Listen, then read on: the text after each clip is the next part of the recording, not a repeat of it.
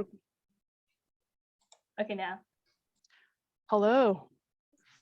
We're going to wait a couple minutes until everyone gets settled in. Welcome to our little Zoom stage here. We're very, very excited to continue this big reading adventure of The Best We Can Do. We're here with the author of this book. Very excited. Hello. My name is Vi Ha, and I'm the Senior Librarian for the International Languages Department with the Los Angeles Public Library. I'm here to welcome you to today's Big Read program with our special guest, cookbook author and chef, Nguyen Tran. Oh, thank you.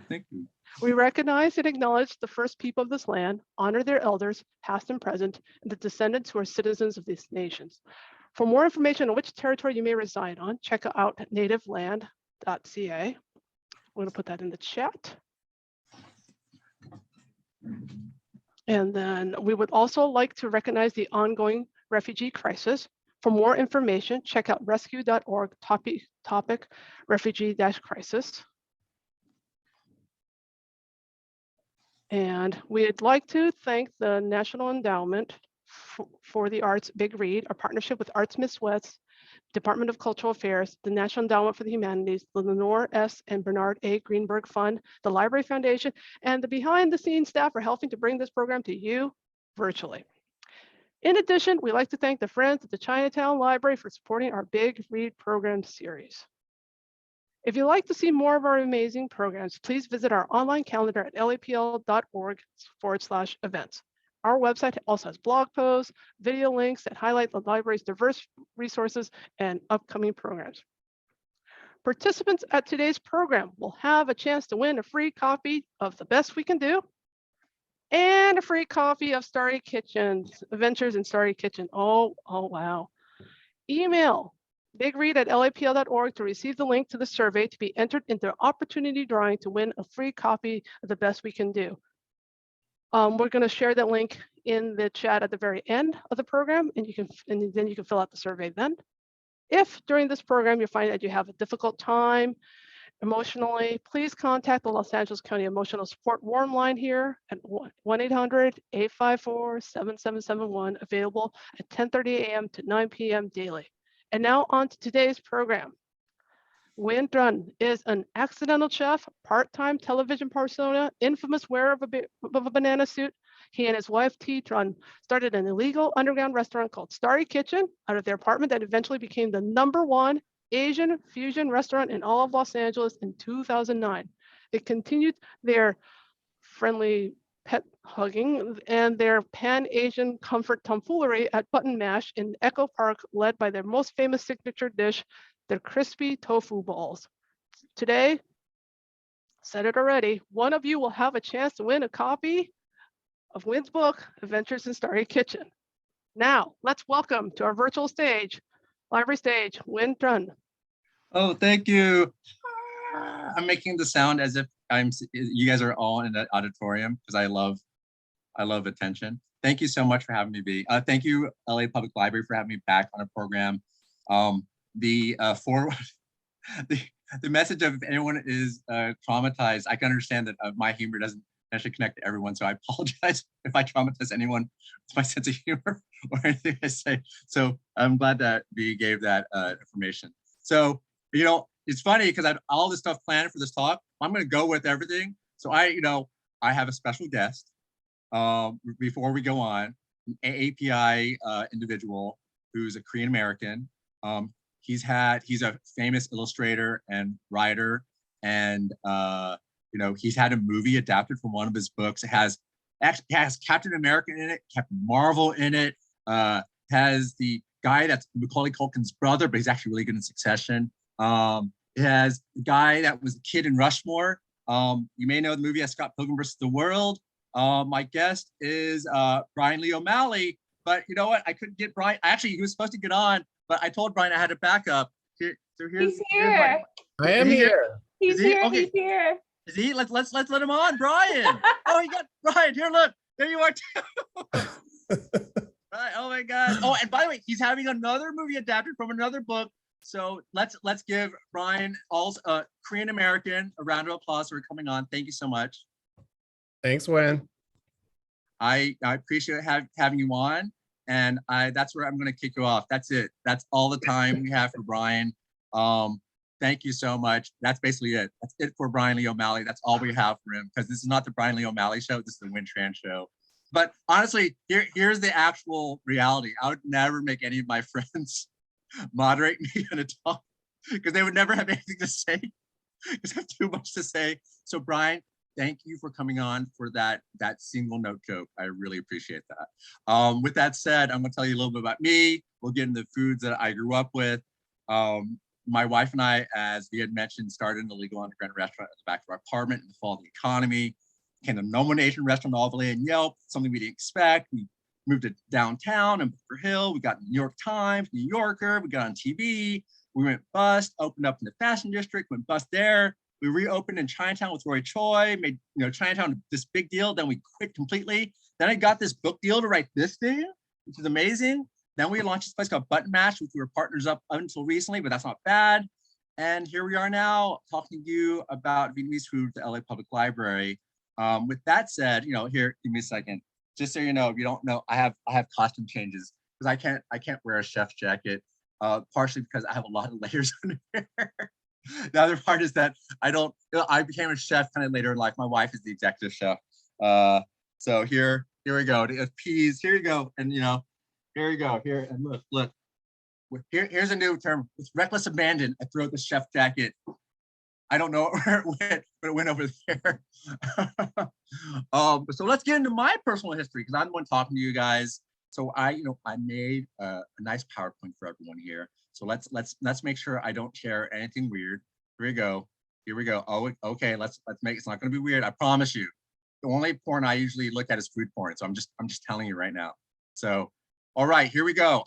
Get a surprise. Here we go. I'm going to walk you through my personal PowerPoint for you. What? No, wrong. Not sharing. Here we go. All right.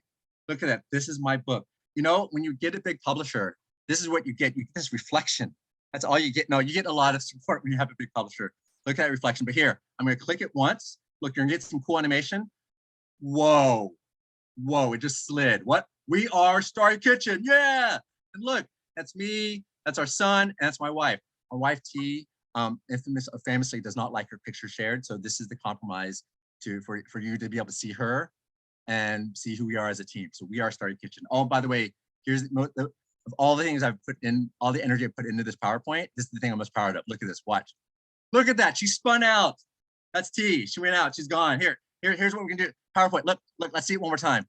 Whoa, amazing. So we're Starry Kitchen. All right, so next in animation. Whoa. My second favorite review of the book. I can't explain why I like this book, which is probably the best backhanded compliment I've received for this book. It's still 5 stars. You know what? My favorite review I was going to take out, but you know what? You guys are readers, so I'm going to just let you know. My favorite review is this. Bad language in a cookbook is just not right. That is an honest 1 star. And by the way, on Amazon, you can actually rate if a review is helpful. I rated it helpful because you know what? It's honest. I can't deny them that. So that's my favorite critical review. Let's see, what else do I have here? Let's see here. Oh, here we go. Oh, just so you know, I've been on that televisions, like he said. I was a guest judge on Chop Junior right here. Look at that smug look I have on my face. I look like I could punch myself. I don't know. I don't like looking at myself. But just in case you think that's fake news, here's a picture of me with the panel. Right? That's me with the actress. She played the sister in Breaking Bad. She's really sweet. Her name is Betsy. And that's Mark Murphy, very famous chef, a consistent judge of Chop Junior. And by the way, I don't know if you can see what I'm doing there, but I zoomed in just for you. I'm licking my finger. That's right. Because when you judge for a food show, you actually get paid to eat, which is amazing. And lastly, I also had my own food show on Food Network. It was exec produced by Giada De Laurentiis, Big Bargain Eats. But you know what? My most famous thing I've gone viral for, I've gone viral a lot, is I once cooked topless in a hot tub and ate the food that was cooked in the hot tub. That is the most famous thing I've done. And by the way, short story, the neighbors called the cops on us because they thought we were shooting a sexy video there, and the cops actually busted in and they were like, "Hey, are you guys shooting a sexy video in here?" We're like, No, not so sexy. I'm just cooking and eating food made in a hot tub and trying not to throw up. So that is my that's the thing I'm most proud for. And here's something I'm most proud for. This is for the adults. This is for the late Gen Xers and maybe millennials as well. Let's hear. Oh, bye. Oh, gotta make sure. Okay, here we go. I once fed Color Me Bad. That is really important. This is only 3 of the 4 members. They're really famous for singing the song, I wanna sex you up all night. It's a beautiful song. It's early 90s, fun. So Color Me Bad. Oh, but you know what? Still contention for which one is the thing I'm most proud of? Cooking in a bathtub or taking a sexy picture with Color Me Bad? I'm not sure. So, all right. I am Nguyen Tran. Look, that's me with cool shades and a emoji heart. That's me. Oh, and here's a history lesson. Does anyone know what this is? If you don't, it's the crappy paperclip from the early Microsoft Office days that helped you with nothing, even though you were supposed to ask a question, but didn't do anything. So that's, by the way, kids, that's what we call a non sequitur, meaning a piece of humor that's unrelated to anything happening. All right. So that's, get a little bit more about, just a few more pages. All cool animations. If you can see it, it's great. All right, here we go. A little bit about me. I love video games. This is one of my favorite video games, Gunstar Heroes. Actually, I think my favorite video game is Final Fantasy VI, otherwise known as Final Fantasy III in America, released for the Super Nintendo. I love that. I have 1,200 video games now. I'm a fiend. I don't have time to play them though. I love anime and manga. My favorite anime of all time is called Touch. It's a baseball anime. It's a love triangle and coming of age. I realize I love coming of age stories so much. If anyone's actually a teen on here, because it's supposed to be a teen talk, it's about you guys, how you guys learn about life and grow up. And, you know, honestly, I'm still trying to figure out and trying to grow up too. Also, before K-pop, I was into J-pop, which is the late night. This is Nami Amuro. By the way, for anyone that's into K-pop, because I know that's more popular now, I used to listen to SES. They were back in the late 90s. Eugene was my girl. But this is Nami Amuro. I love J-pop. Lastly, by the way, just in case you want to know how much of a nerd I am, I bought, this is Neon Genesis Evangelion Mecha Godzilla. For anyone that doesn't understand what that is, don't worry about it. I bought that. I have a model of it. I'm going to build that with my son one day when he has the patience. All right. Lastly, oh, here, this is the last page. Look at all these animations that are coming on your screen. And look, hands up. Look at this. That's a picture of me when I was a kid. Someone needs to pay me, to make their PowerPoints for them more awesome now. Contact me at awesomepowerpowerpoints@starrykitchen.com. Fax number is noneyourbusiness.com, which is an Albanian zip code, country code, if you somehow didn't memorize country codes in elementary school. Poof. All right, so that's a little bit about me. All right, so I hope you enjoyed that PowerPoint. Okay, I have a question for you. Yes. What is your relationship? We saw all of that now. We know who you are now. What is your relationship with Vietnamese food growing up? Well, to be frankly honest, when I was a kid, I was really, really uncomfortable with Vietnamese food. It was emblematic of being not American. Growing up, and I say this a lot, and I have this like Vietnamese kids group I'm in, and I tell this all the time. Like growing up, I didn't feel like I was Vietnamese enough or American enough. When I was in like school, I grew up in Dallas, Texas. They would make fun of me and call me Chinese. And I would spin like, Wonder Woman, that Linda Carter Wonder Woman was actually popular at the time. I would spin like Wonder Woman. And people were like, what are you doing? Like, I'm spinning like Wonder Woman. Of course, I realized how awkward, I wasn't being self-deprecating at the time. I realized how awkward that is coming out. Then I would go to Vietnamese school. And I remember now, the more I thought about it for this presentation, not only would the Vietnamese kids laugh at me because my Vietnamese was bad, the Vietnamese teachers would put me down. I'm like, I don't belong in any world. So the food itself was symbolic of who I was and who I didn't want to be at the time, right? So I really rejected it growing up. I didn't eat very much of it. I remember my mom did an interview for, it may have been Parade Magazine or like a monthly for the Dallas Morning News where I grew up. And they interviewed her about me, and she said, like, they asked her, like, what does your son eat? It's like, does he like eat delicious Vietnamese food? And she went out and said, no, he eats hot dogs, hamburgers, and cake, right? And that was in print, right? And you know what? Even though that was who I was, and it's actually what like all my relatives now, like they think it's incredibly ironic that I'm in food and I'm like a tastemaker of all this Asian food. But like, Wing, you used to never eat any of this stuff. And used to eat like gumba which is the only thing that gumba was like the first Vietnamese word I really learned. Yes. So yeah, we'll get there. But I I just didn't eat Vietnamese food, and I didn't really appreciate it until much later in life. And that is the story we're going to tell through all this. So Fun. All right, so we just jump into it. let's do it. Let's bring up a Right. Zoom poll. Oh yes, this Zoom poll is important, guys. So in the Asian community and Vietnamese community, it's kind of interchangeable. I'm curious because this has been something me and my wife debate about. You're either a noodle person or a rice person. So I would love to know what. Oh, they're coming in. Like, looks at noodle. No, they're half and half. Like, oh no, rice pulled ahead. No, noodles pulled ahead. Noodles pulling out more. Noodles more. What? What? Oh my gosh. Oh my God. Just pull way more noodles than rice. I am depressed. You guys are on my wife's side. And that, this, I should bring my wife here and let her do the rest of the talk. Oh my gosh. Oh my gosh. Soup noodles all day. Oh my God. That's, by the way, that Tina is from my adult Vietnamese class. NorCal, all day. Woo woo. Okay, let's see here. So just so you know, okay, 64% noodles, 36% rice. All right. If I knew that this, here, you just so you can see it, share results. Oh, I did it twice. Just so you know that I wasn't lying to you. Well, just so you know, I'm a rice person. So we could say that poll was useless, but it's not. Now I know if I continue to make food, I will make more noodles than rice. So I'm gonna get into the lens of food, like lens of my life through food. Oh, with that said, here we go. I got another costume change for you. It's not really much of a costume. All right. Oh. In honor of my friend Brian Lee O'Malley, this is our Scott Pilgrim versus the garlic noodles event we did. And when I say in honor of, that doesn't mean he's dead because he actually jumped on, just to remind everyone. I just meant that out of respect for my friend Brian, who jumped on for a 5-second joke. Growing up, like I said, I didn't eat very much Vietnamese food.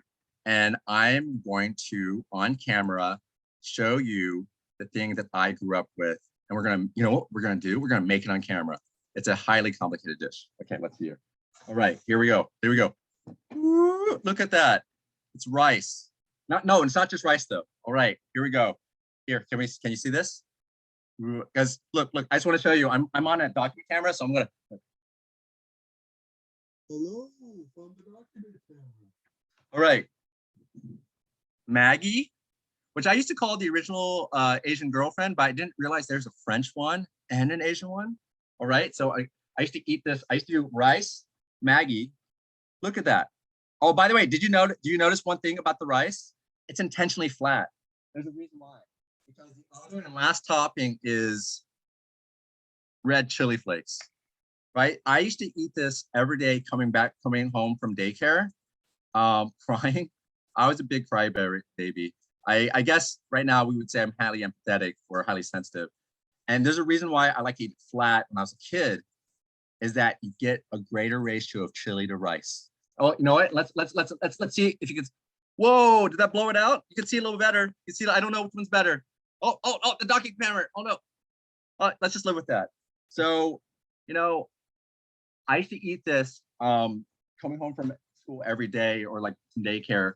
And it used to be the thing that kind of made me feel much better. And it's so simple. And like I said, I didn't eat much Vietnamese food. I ate like this, which is not really Vietnamese food. And cơm với canh, but my mom has now informed me that in Vietnam, post 75 Vietnam, we don't say canh anymore. We say soup. Say soup, but pre 75 is canh. Post 75 is soup. So this and rice. Oh, canh means just soup, basically. But here's the test. I haven't had this since I was a 5-year-old crybaby as a kid. I literally haven't had it, so I want to see if I like it. So let's try it together, everyone. Let's see. I'm going to try to act like I like it too. How is it? You know what? Oh, like guy. Guy. Oh no. Guy in Vietnamese means spicy, but long means being delicious or like good. Long is actually really. You know what? Why did I give that up? Like, you know why? Because it was honestly that was associated with my really traumatized like daycare times. So that's probably why I gave that up. With that said, obviously I did move on. So let's move on to the next dish. So, all right, we're excited. Let's see here. The next dish is a dish that I didn't realize that connected almost all Vietnamese people together in the world. It is, can anyone guess? This is Thi Tran. Well, and this is a little chefy, because I'm gonna try to turn the light. It's a little chefy because you have like look at that. Look at that. That's not, ooh, look, see, just so you know, ooh, look at that. Oh, this should be illegal, what you're seeing right here. Thi Tran, Thi Tran generically is like braised like meat. That's the like literal translation, but it's like pork. This is a pork belly. This is a dish that's made in almost every Vietnamese home. I didn't realize how special it was to all Vietnamese people until I traveled the world. And I remember I ate at like a Vietnamese German's home, like in Berlin, and they served it. And I remember going to Vegas one time and meeting like an Australian Vietnamese guy, like, hey mate, and we were talking about food or something like that. And we were talking about Thi Tran. He goes, Thi Tran, I ate Thi Tran too. I'm like, you eat Thi Tran? That's amazing. So this is a dish that if there's anything that made me feel more Vietnamese, is Thi Tran. I didn't know it until later, but it was the one thing that I would give in on growing up. Eating. This is a little bit different. Like I said, let's go back to it. I'm gonna go back to it one more time. Like, this, of course, look, you have the like medium boiled egg that's very ramen-esque, chefy, and we're gonna look, just so you know, there's a reason why we did this, because you make these and actually, like I said, Thi Tran is usually not made with pork belly. It's made with a lot of things, usually pork shoulder, pork shoulder, but that's my teenage humor coming out. The reason why we tie this though is because the pork when braising it can start coming apart. You notice this, look at that. Ooh, it didn't come apart at all. Chefy secret.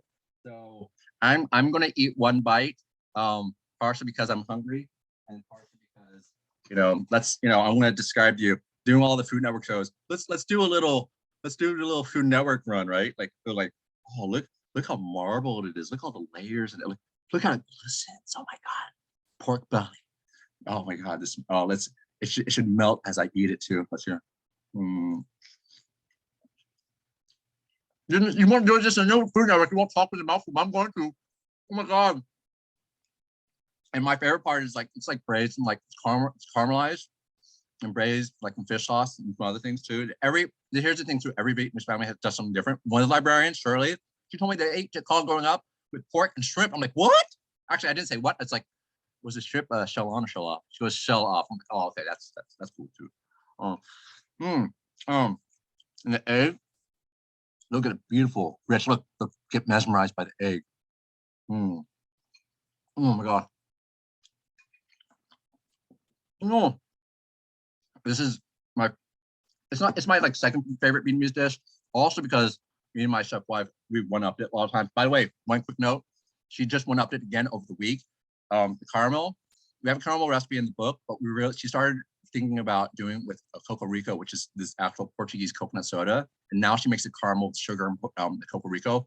Oh my God, everyone in the back row, stop what you're doing. Go make caramel with Coco Rico and sugar. It's amazing.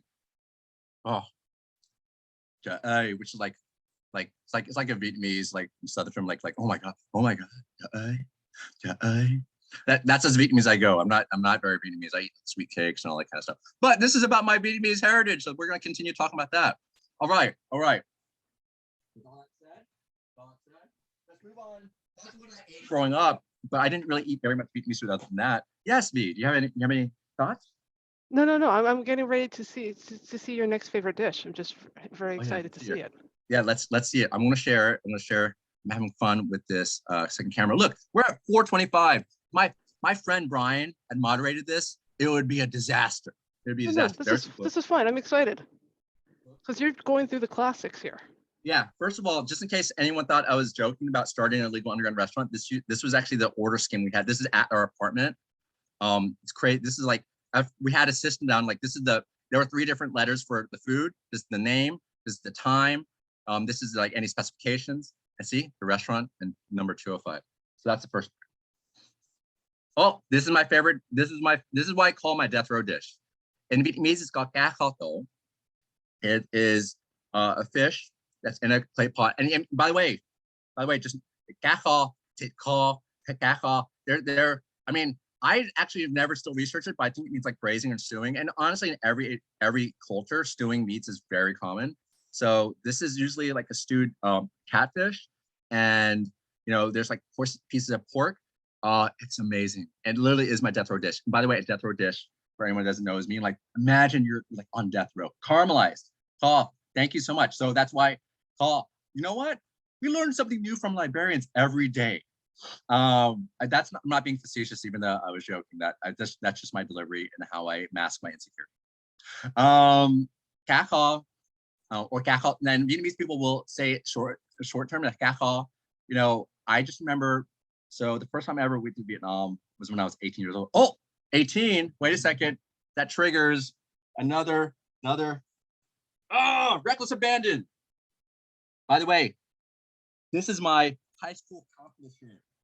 A nerd. Look at that. You see that? Topless.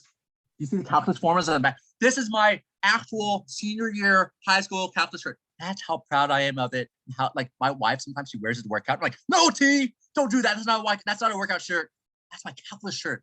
Don't you ever dare. But I don't ever say it like that. I'm like, please, T, please don't work out. And I really love that shirt. That's really what it is. Because as I told my wife recently that I'm clearly not the boss of the house because she doesn't actually listen to anything I request.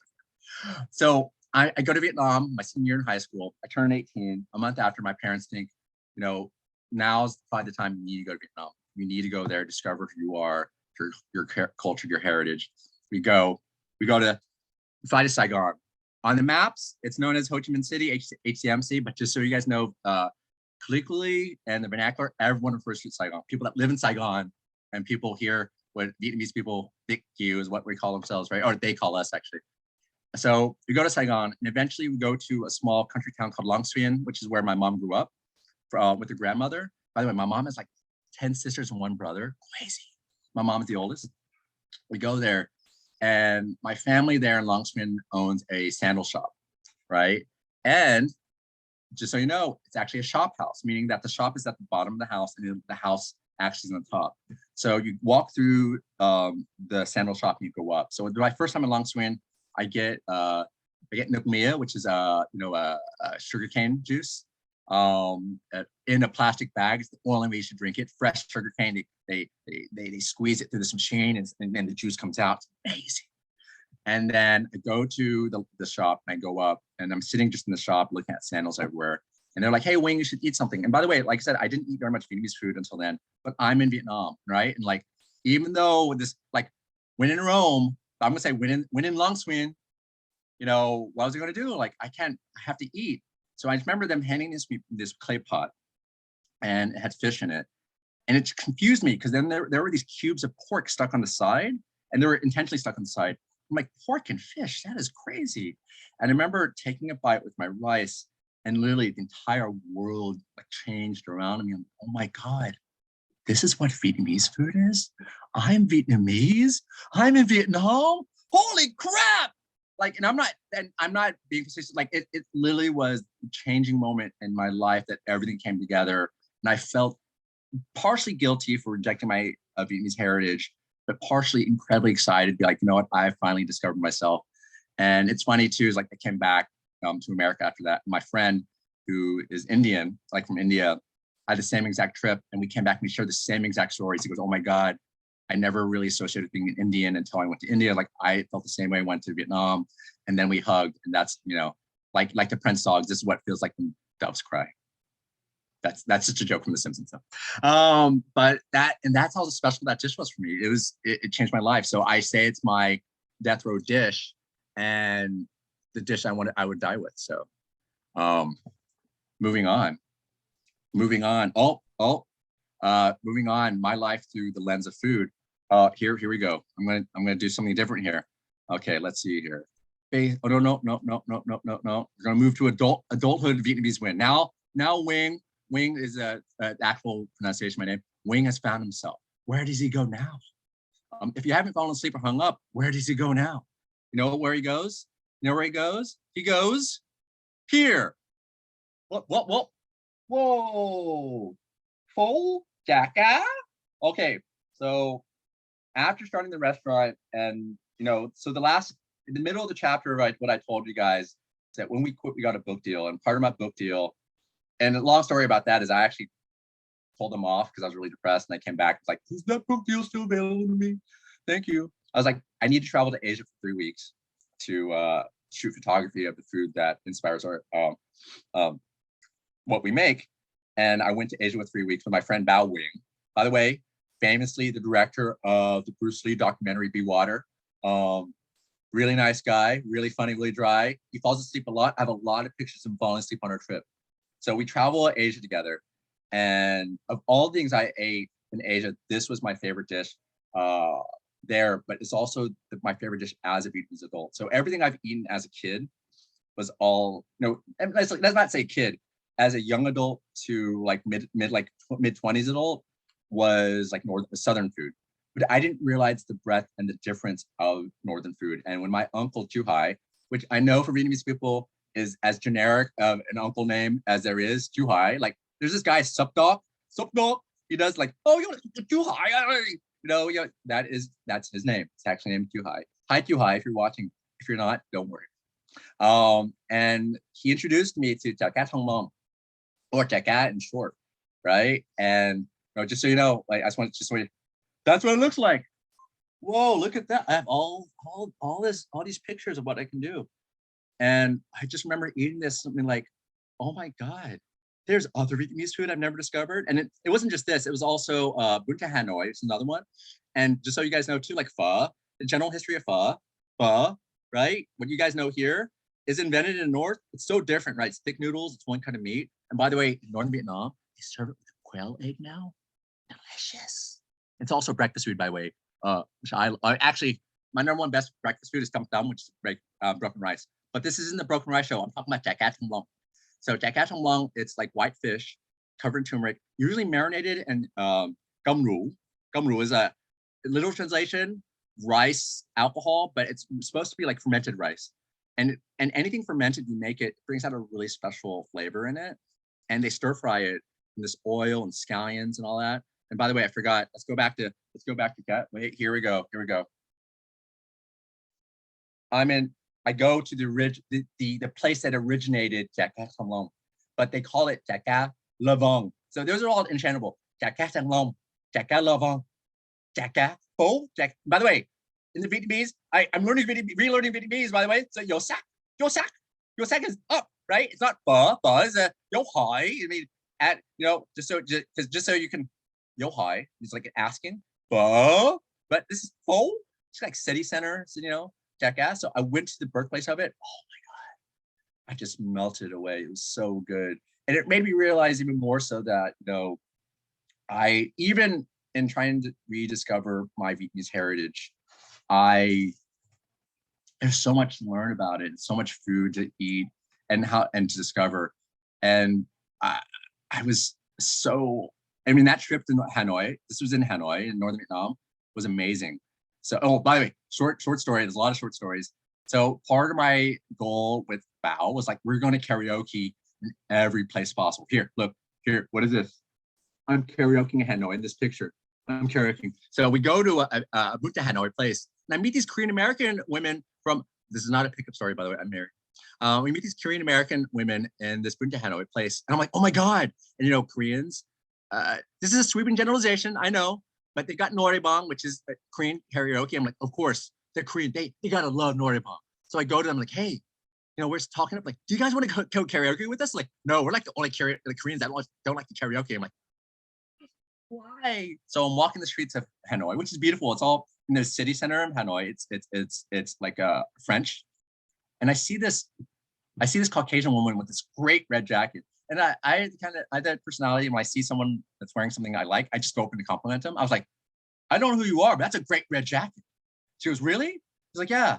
It's like, hey, do you want to share this cake with me? I'm like, what? She's holding this cake. She goes, I'll leave Hanoi in 3 hours. You want to share this cake with me? Because I can't eat all this. I'm like, I have an idea.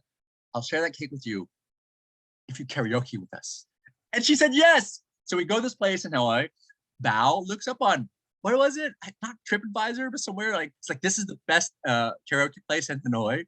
And by the way, that's another story. So we go to this karaoke place and we go upstairs and we write down our songs, and we have to like yell down like am I, right? And they come and get our like song orders, and all of a sudden you see like a screen, and it's like a laptop that's coming up, and it's running Windows 95.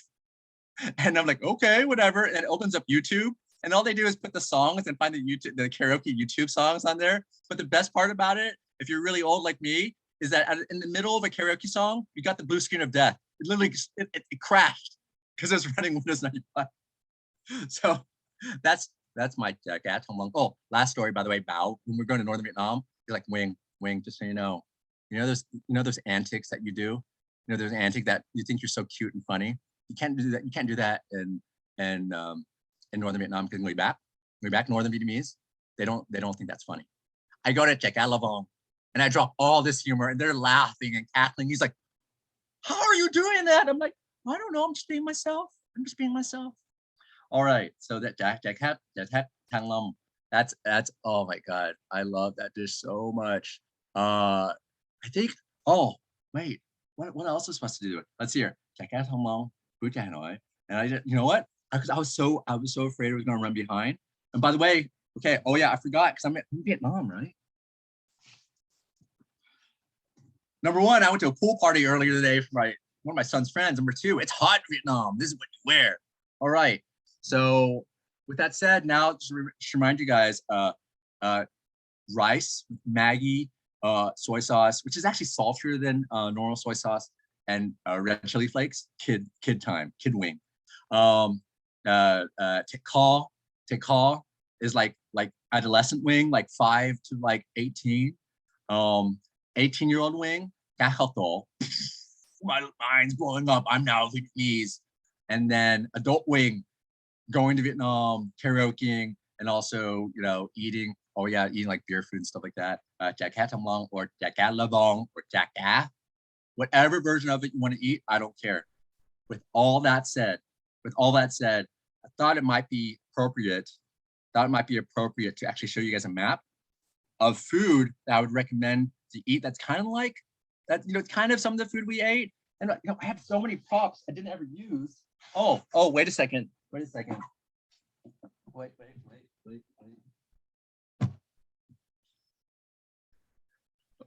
Hello. Oh, wait. Hello, I'm Nguyen Tran. I'm going to take you on a food tour in Los Angeles. And if you can't understand anything I'm saying, I will take your mic away. No, that was great. You should do it again.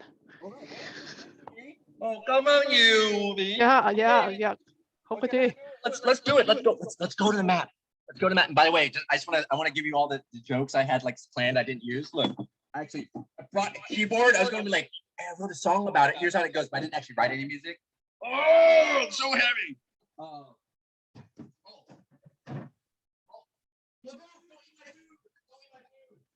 I put the food on the ground. My dog almost ate it. Oh, and by the way, I thought, just in case you guys thought it was a joke, this is how big the Evangelion Mechagodzilla model is. It's huge. Killian, you want to say hi to everybody? Come on, Killian. Next special guest, Killian. Don't run away. All right, check us in the mail. All right, so let's see here. Let's go to the map of food that I have. Oh, wait. Hello. Oh, chào các bạn con. He's what we call makka. I mean shy. Oh, look, Go Debbie's on.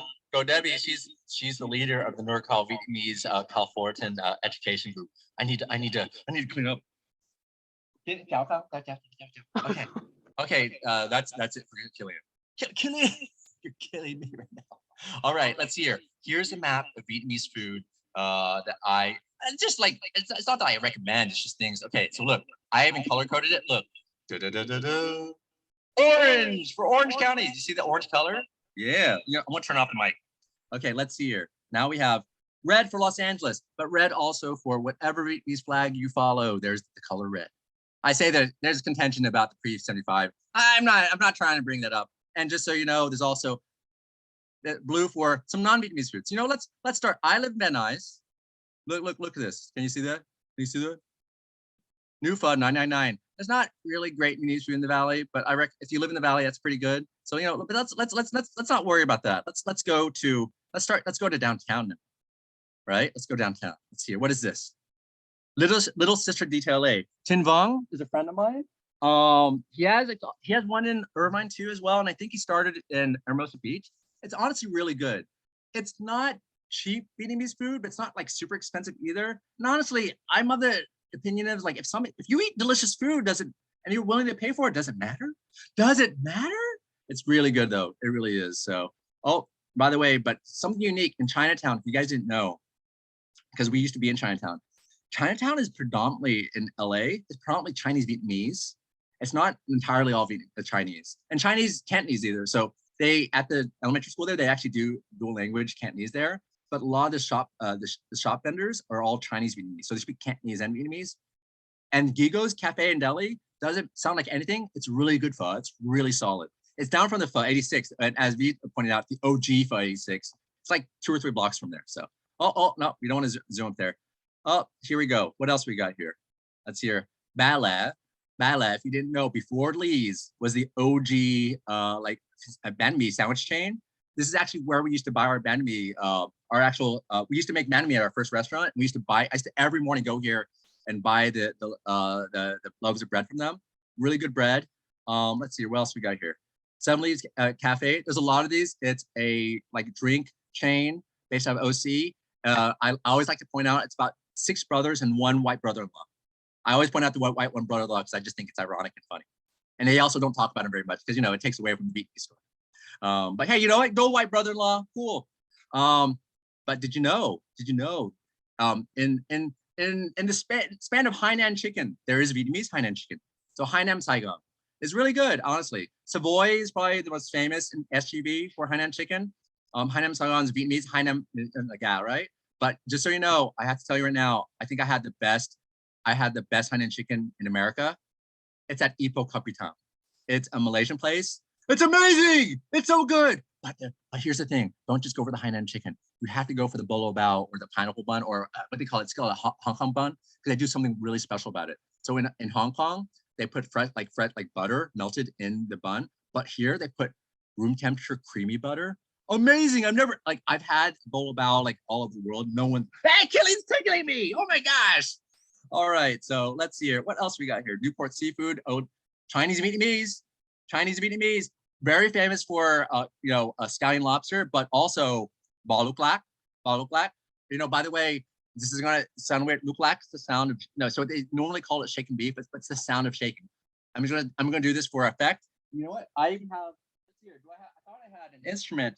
Where is my instrument? Oh, don't worry about it. Lục lak, shaking the stuff, right? So I'm gonna burn through this so we can get some Q&A here. Let's see here. What else here? Hoki Cafe, really good Cantonese food. Vietnam restaurant. There's a lot of Vietnamese food in SGB. You can't necessarily go wrong. I'm not the biggest fan of Golden Deli, but I'm also not crap on them. I think they're really good. I hope they also survive because they also had a car crash in them recently.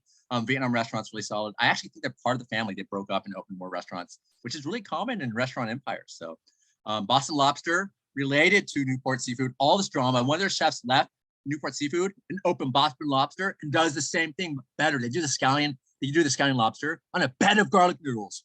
Let's see here. What else do we have here? Man Mi Mi Tho. That's not the original one. The original one's actually on Valley, but they expanded. Probably the best banh mi I think in LA, but get it early in the morning because they don't make their own bread. Later in the day, it's kind of stale. But I think their banh mi, I think, and most people agree that the banh mi is the best. Pho filet, my pho go-to spot is pho filet. I like Southern pho the most, and I think pho filet is really good. On OC, just really quick, my favorite pho spot in America is a place I went to with my Vietnamese adult class last week. Soup Noodle Bar. Oh my gosh, it's so good. You got to get it.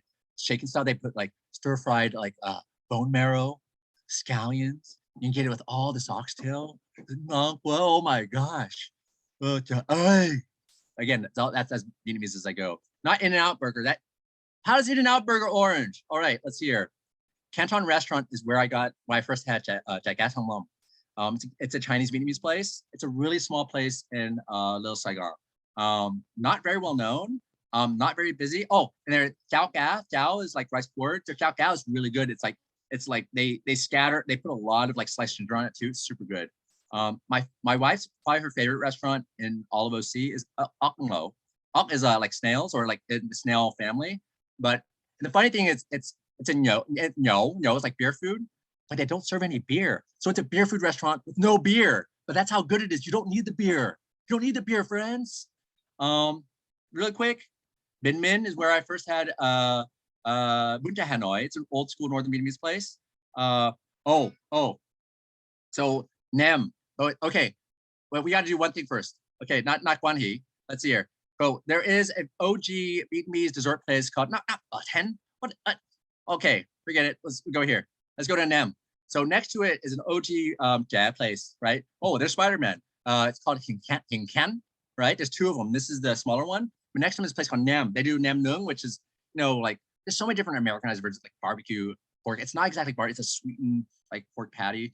But this place, not as Brodard has the better sauce. I'll give you that. Brodard's a really famous place in Lo Saigon. But Nem has something that no one else has. They have garlic fries. And you know what? I never knew that. I never thought I needed garlic fries with Nem Nung, but the garlic fries are amazing. They're spectacular. Oh my gosh. So I'm just saying, go to Nem, right, and get the Tia Ba Mao or whatever, Tia Tui or Tia whatever next door, and you have a whole Vietnamese meal right there for like $20.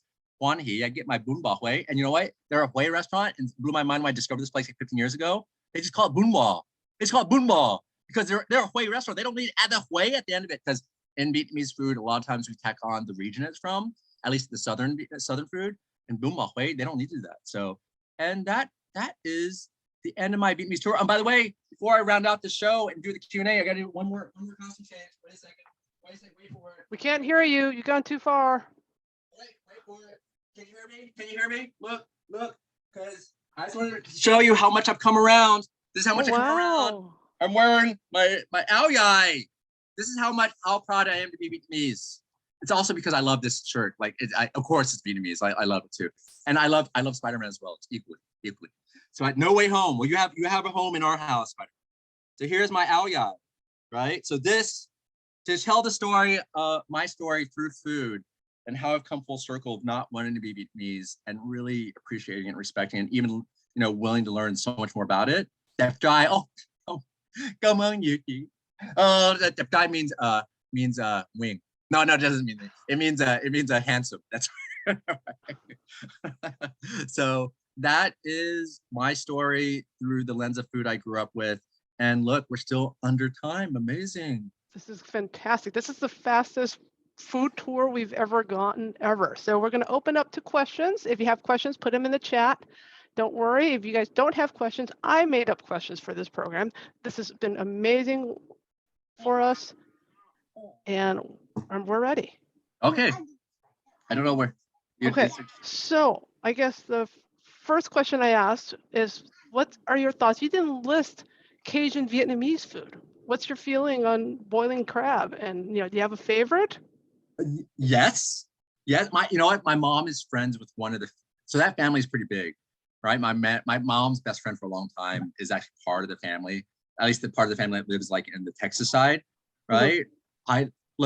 I love Cajun food. I love Cajun Vietnamese food. I love boiling crab. And honestly, their recipe for crawfish is possibly the best. And just so you know, I'm from Texas. So you understand, like, crawfish in Texas and Louisiana is huge. My wife, to tell you this, like when she was in college, for her birthday party one time, they made a bathtub of crawfish.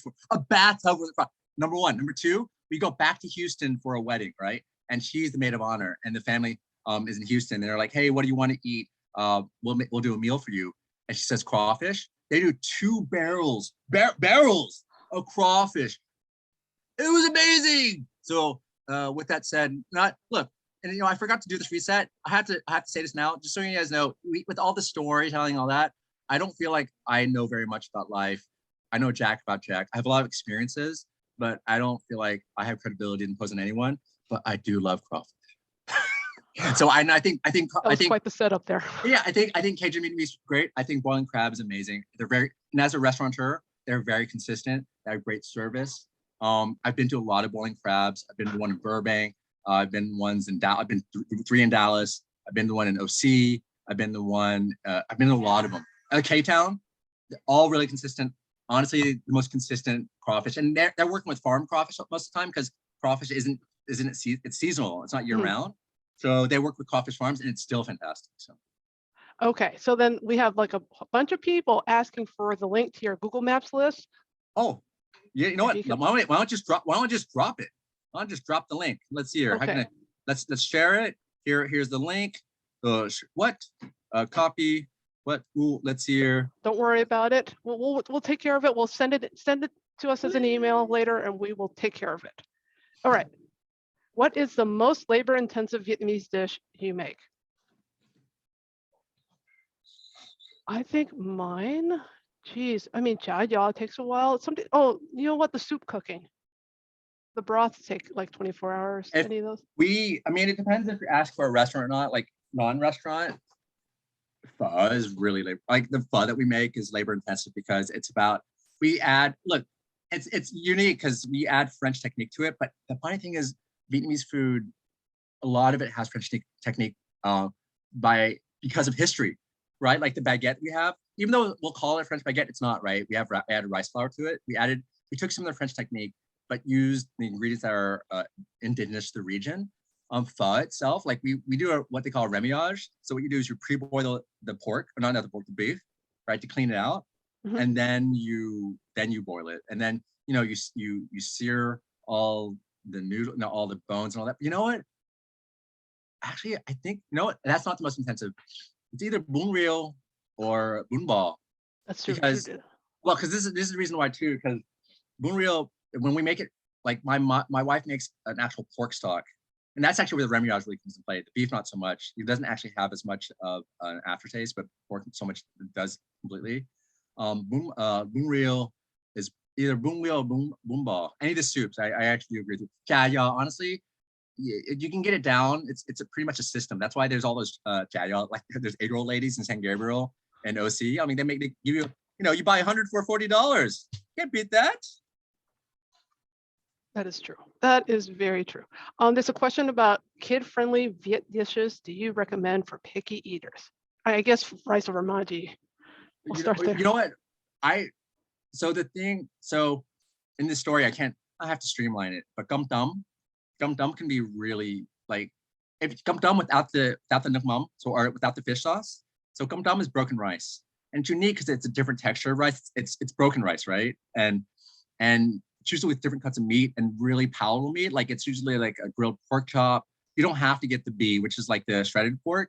You can also get thịt nướng or bò nướng, or you can get like gum dum with everything, right? And you have the egg. So the gum dum, almost every gum dum restaurant is pick the meat that you want, the combination you want, and get it.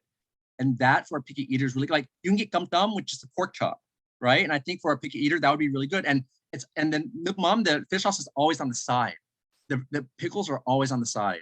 But by the way, like honestly, like my favorite breakfast, so pho for breakfast is great. It's my second favorite, but gum dum for breakfast, oh, I love gum dum for breakfast in Vietnam. Like in Long Xuyen, I would just wake up, go to the gum dum shop next door, eat it. I'm like, oh my God. And then actually I'd get trung op la. Trung op la is like a egg, like sunny side up egg. By the way, with Maggi soy sauce and banh mi, right? Yum. So of course. That's a naturally good solution because they also have the cucumbers cut pretty cute next to it too. And it's cute, and you customize it, and it's rice and a meat. So you can. I think it's better with the nuoc mam, but you don't need it. You don't actually have to have it. I think you do in terms of eating it, but you don't really have to. So. Okay, so you have Maggi in your fridge or wherever you keep it. Did you use it for anything else?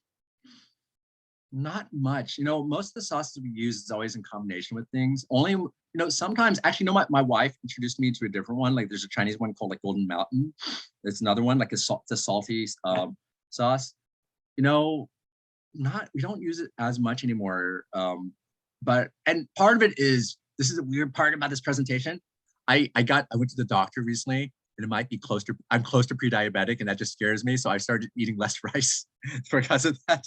But with that said, no, not as much. And honestly, the French Maggi, for my palate now, because the Chinese or Asian Maggi is now like it's too aggressively salty for me. I like the French Maggi because it's kind of rounder. It's not as salty, and but to each everyone's own. And someone Kam Tam, Kam Tam Tuan Kieu. Yeah, definitely recommend that.